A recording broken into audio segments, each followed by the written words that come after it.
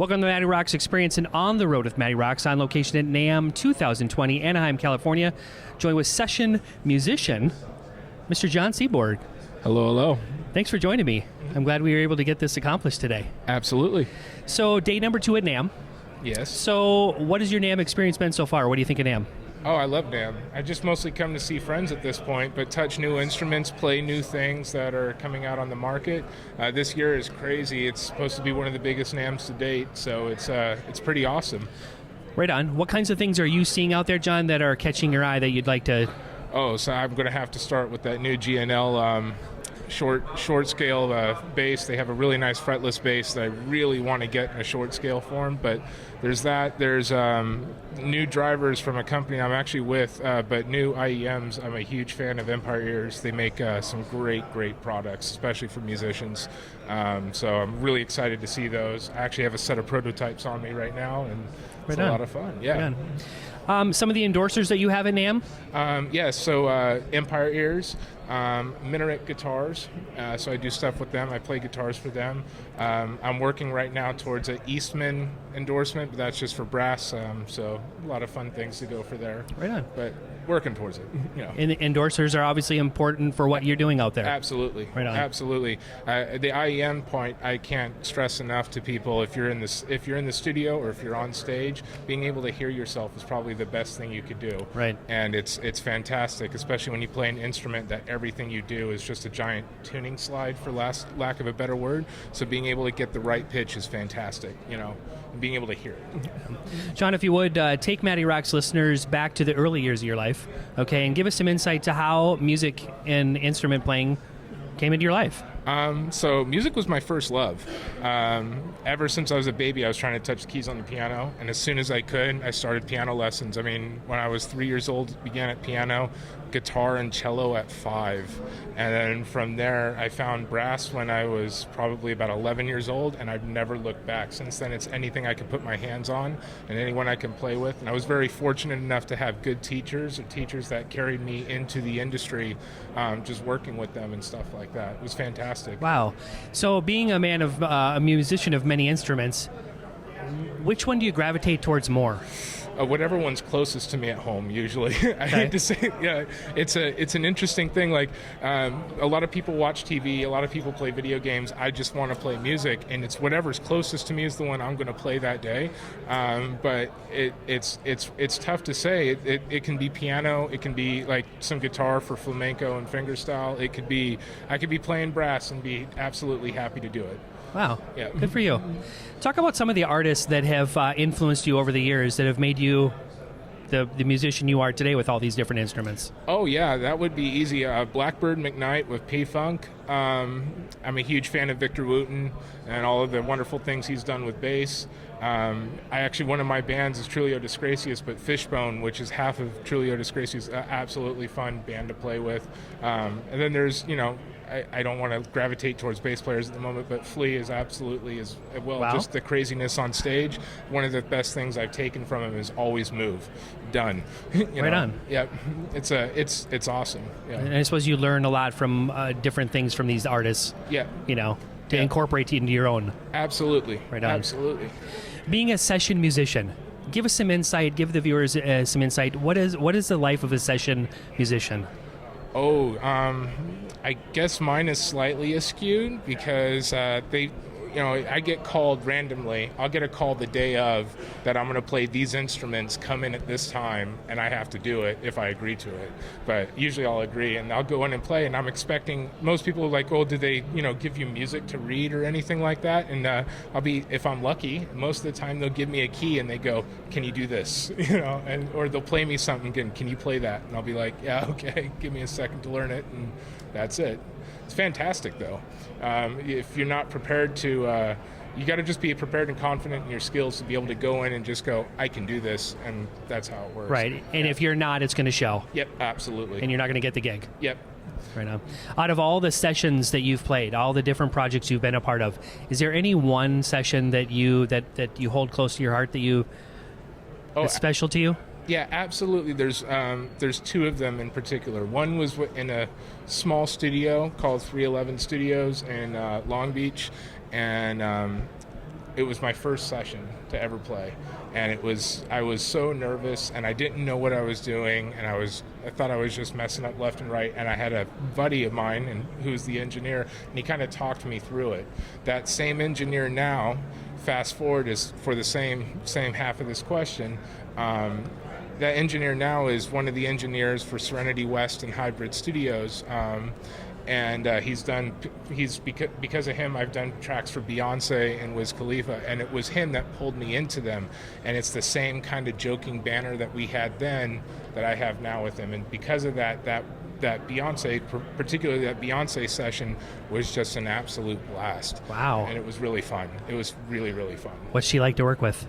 I actually don't know. Her tracks were recorded in a bathroom or something like that. Like, I don't know. She's a great singer, but for me, it's just me and an engineer. Okay. Yeah.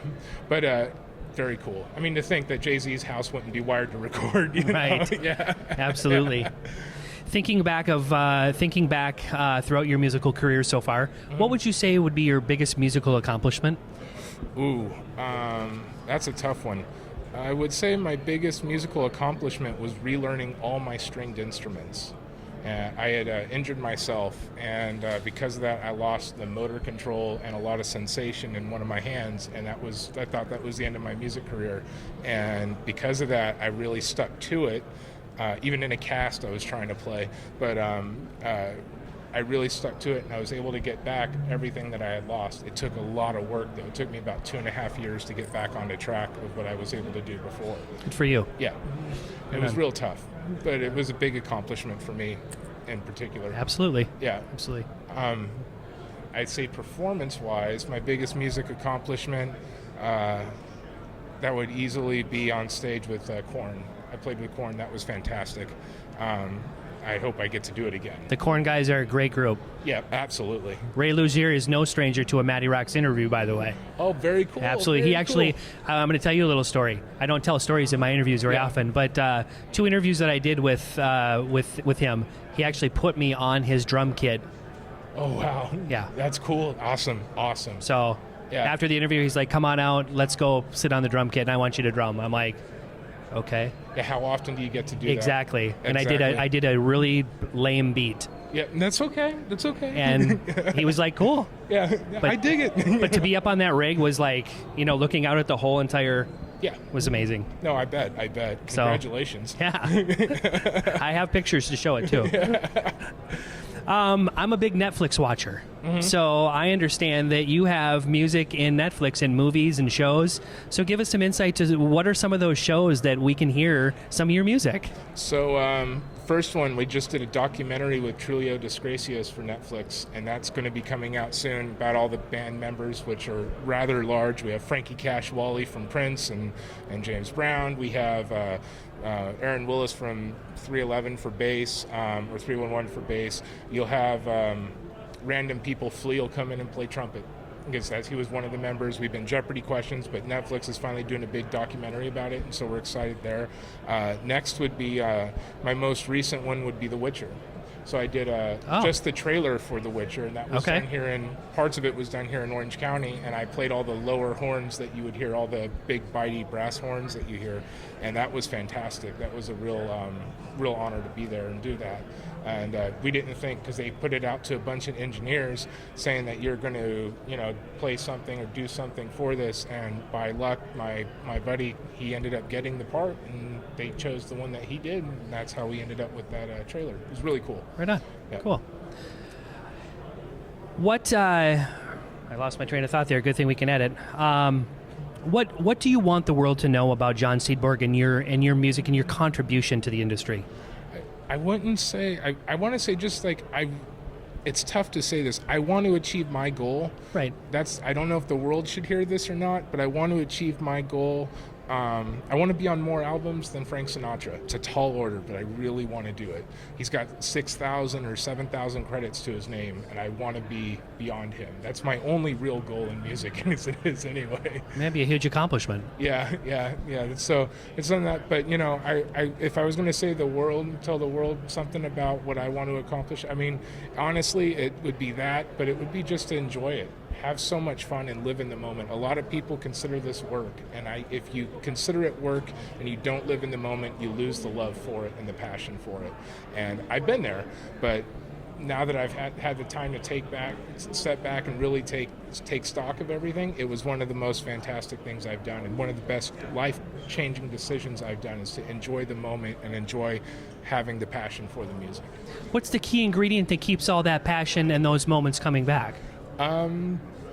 Honestly, I would say loneliness, but second, no. The passion is always there. It's just been something I've always loved and cared about, and it's just playing something new, a different style, I mean, I've done everything from like banda music all the way to like heavy metal and everything in between, orchestral, classical, stuff like that. So being able to do that and just play something new and try something new has always just kept the momentum going. Right on.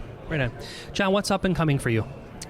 Ooh, I actually have quite a few things in the pipeline right now. I'm actually cutting a record with Eric, but I was going to say that I have a record coming out with him, and I have a couple more solo projects that I'm doing. Actually, my first solo projects, and I've never really done anything by myself, and I'm going to be playing all the instruments with the exception of drums, because I can't play kit to save my life. So yeah. Of all those instruments, you can't play drums? I know I can play drums. I can't play kit. I can't play a drum kit. I can play like concert drums, timpani, bass drum, snare if it has to be. I could read the music to do that.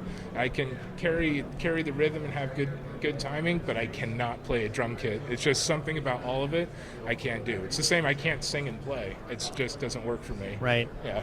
Right on. If you want people to know more about you and your work, where are you going to direct them?